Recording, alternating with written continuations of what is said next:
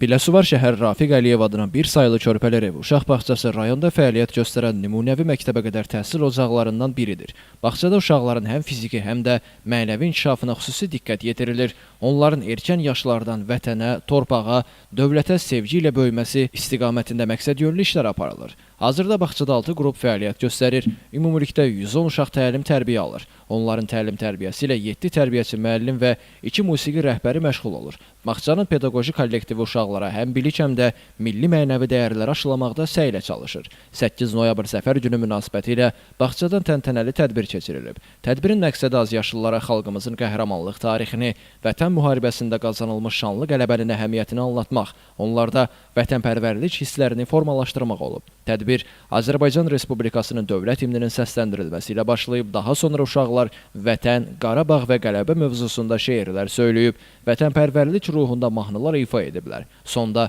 bağçanın rəhbərliyi qeyd edib ki, belə tədbirlər uşaqların milli ruhda böyüməsinə, onların şanlı tariximizə sevgi və qürur hissi ilə yanaşmasında mühüm rol oynayır. Bugünkü tədbirimizdə 2-ci Qarabağ müharibəsi ilə bağlı olan Zəfər günümüzə həsr olunmuşdur.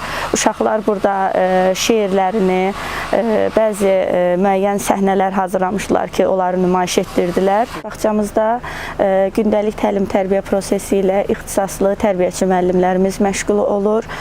Qidalanmamız gün ərzində vahid menyu əsasında 3-4 dəfə aparılır.